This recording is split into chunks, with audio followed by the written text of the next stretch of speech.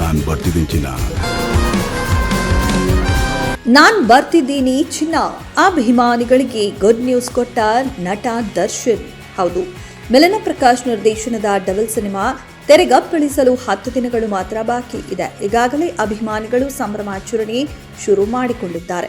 Trailer release ಯಾವಾಗ ಎಂದು ಕೇಳುತ್ತಿದ್ದ ಅಭಿಮಾನಿಗಳಿಗೆ ಕೊನೆಗೂ ಅಪ್ಡೇಟ್ ಸಿಕ್ಕಿದೆ.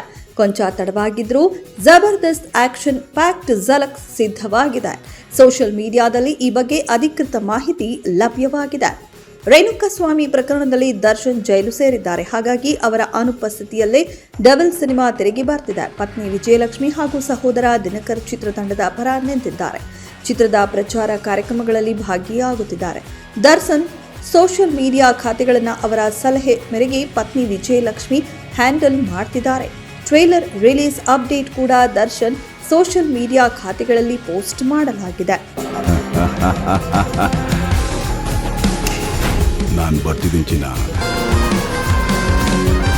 ಡಿಸೆಂಬರ್ 5 ಅಂದ್ರೆ ಇದೇ ಶುಕ್ರವಾರ ಬೆಳಗ್ಗೆ 10:05ಕ್ಕೆ ಡೆವಿಲ್ ಚಿತ್ರದ ಟ್ರೇಲರ್ ರಿಲೀಸ್ ಆಗಲಿದೆ. ಸಣ್ಣ ಟೀಸರ್ ಝಲಕ್ ಬಿಟ್ಟು ಮಾಹಿತಿ ನೀಡಿದ್ದಾರೆ.